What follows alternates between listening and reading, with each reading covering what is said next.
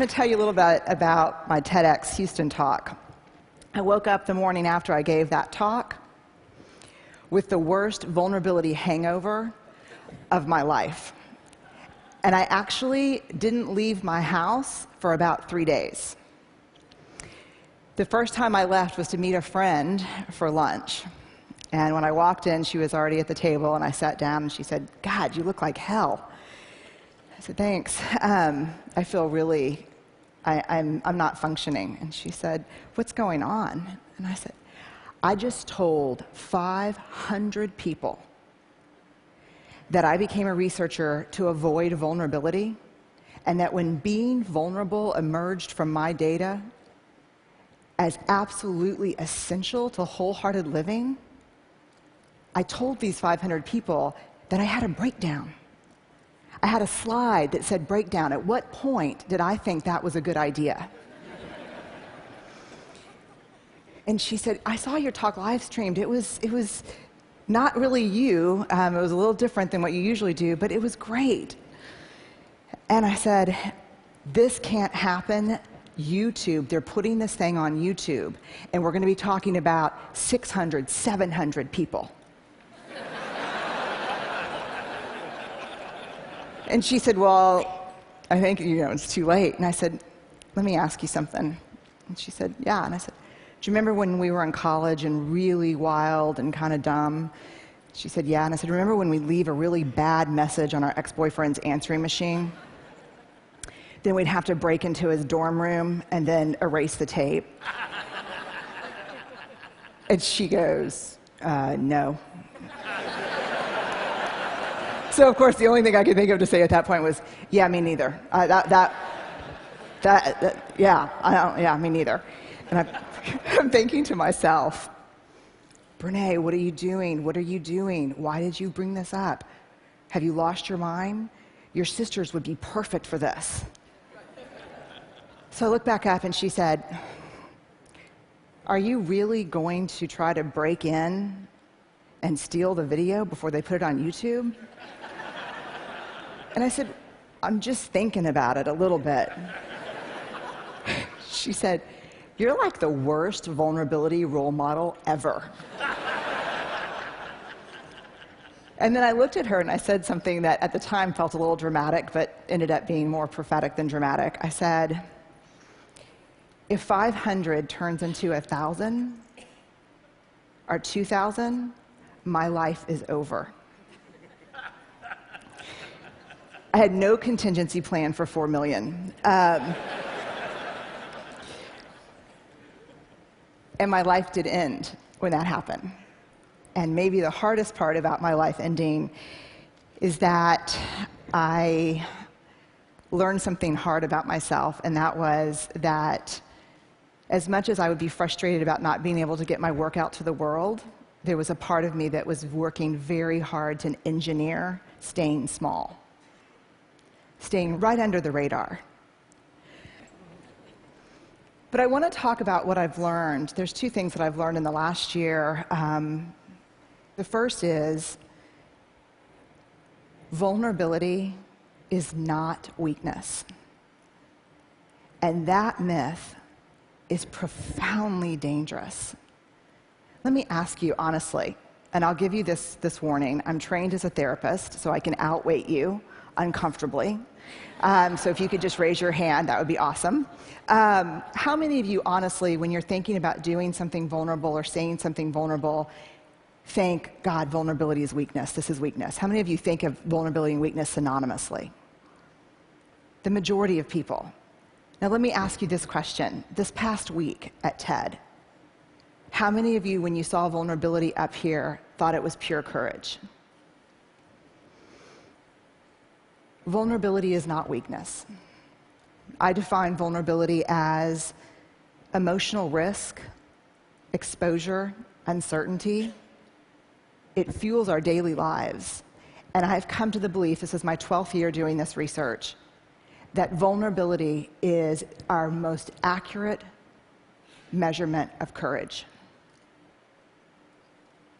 To be vulnerable, to let ourselves be seen, to be honest. One of the weird things that's happened is after the TED explosion, I got a lot of offers to speak all over the country. Everyone from schools and parent meetings to Fortune 500 companies. And so many of the calls went like this: hey, Dr. Brown, we loved your TED Talk. We'd like you to come in and speak.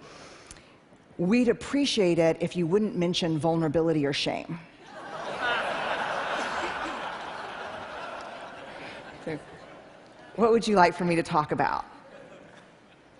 There's 3 big answers. This is mostly, to be honest with you, from the business sector: innovation, creativity, and change. So let me go on the record and say, vulnerability is the birthplace of innovation, creativity, and change.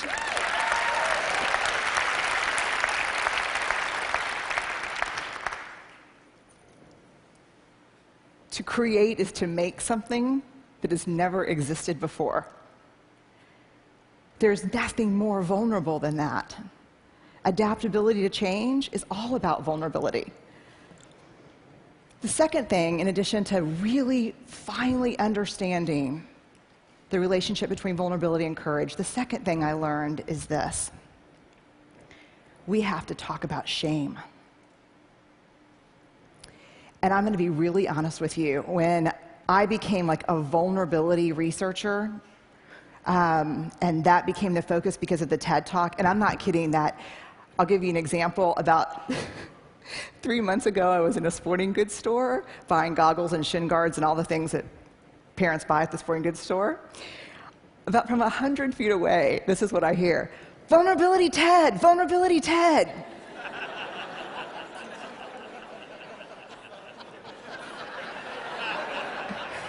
Yeah, I'm a 5th-generation Texan.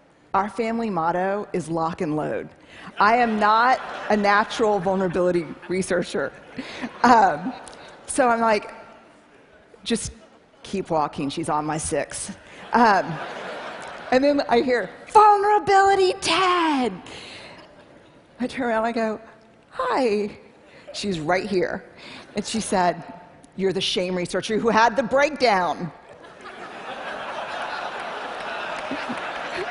At this point, parents are like pulling their children close to like, look away.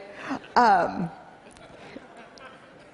I'm so worn out at this point in my life. I look at her and I actually say, it was a frickin' spiritual awakening.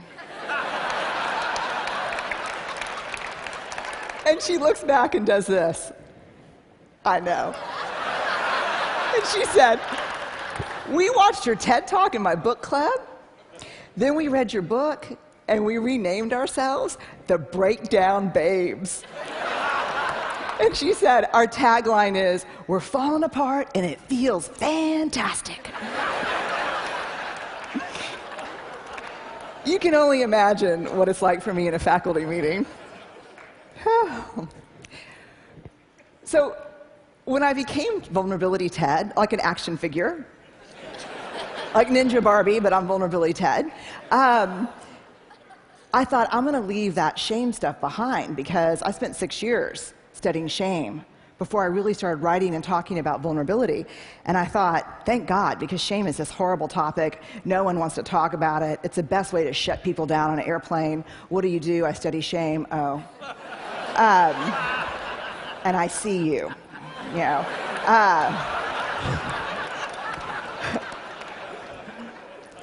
But in surviving this last year, I was reminded of a cardinal rule, not a research rule, but a moral imperative from my upbringing. You gotta dance with the one who brung you. And I did not learn about vulnerability and courage and creativity and innovation from studying vulnerability. I learned about these things from studying shame. And so I want to walk you in to shame. Jungian analysts call shame the swampland of the soul. And we're going to walk in, and the purpose is not to walk in and, you know, construct a home and live there. It is to put on some galoshes and walk through and find our way around. Here's why. We heard the most compelling call ever to have a conversation in this country, and I think globally, around race, right? Yes, we heard that. Yes? Cannot have that conversation without shame. Because you cannot talk about race without talking about privilege, and when people start talking about privilege, they get paralyzed by shame. We heard a brilliant, simple solution to not killing people in surgery, which is have a checklist. You can't fix that problem without addressing shame, because when they teach those folks how to suture, they also teach them how to stitch their self-worth to being all-powerful. And all-powerful folks don't need checklists. And I had to write down the name of this TED Fellow so I didn't mess it up here.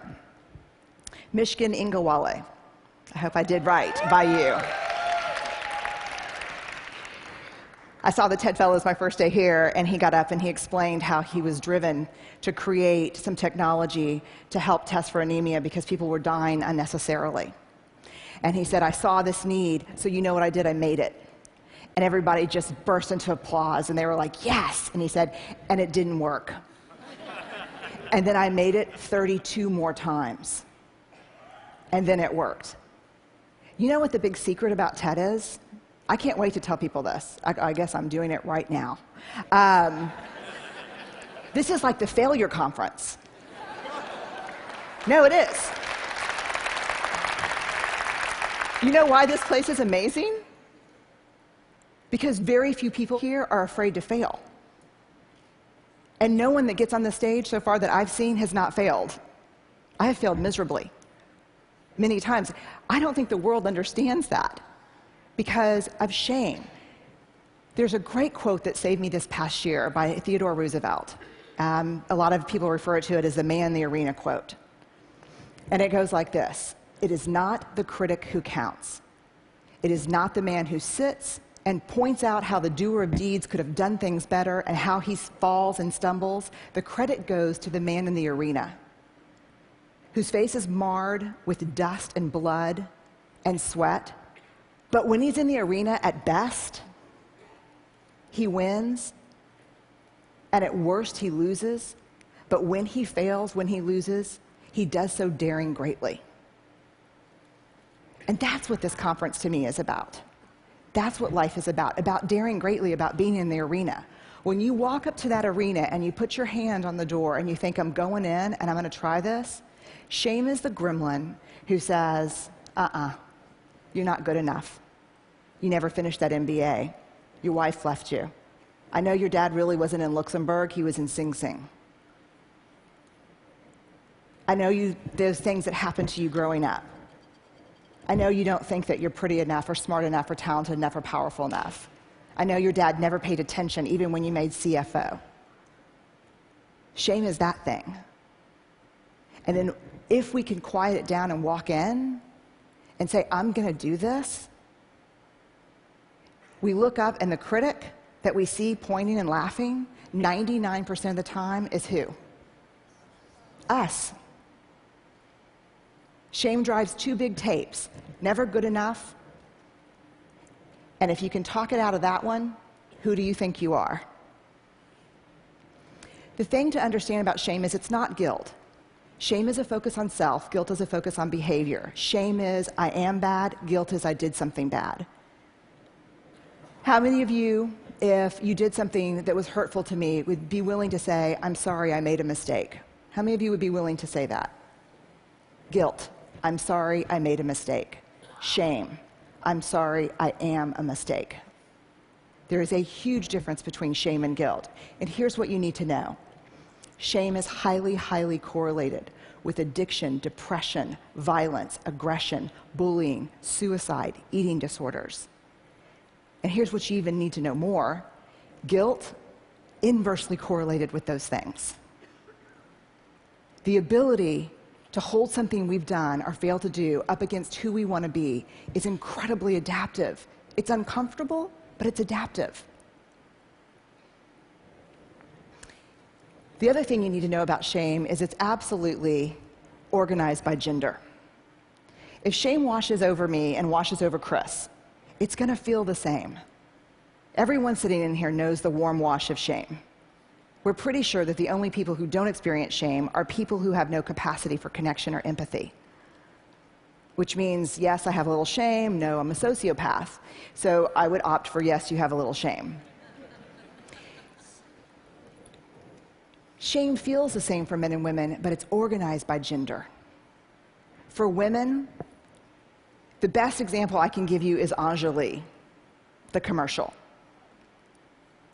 I can put the wash on the line, pack the lunches, hand out the kisses, and be work at 5 to 9. I can bring home the bacon, fry it up in the pan, and never let you forget you're a man. For women, shame is do it all, do it perfectly, and never let them see you sweat. I don't know how much perfume that commercial sold, but I guarantee you it moved a lot of antidepressants and anti-anxiety meds. Shame for women is this web of unattainable, conflicting, competing expectations about who we're supposed to be. And it's a straitjacket. For men, shame is not a bunch of competing, conflicting expectations. Shame is one. Do not be perceived as what? Weak. I did not interview men for the first 4 years of my study.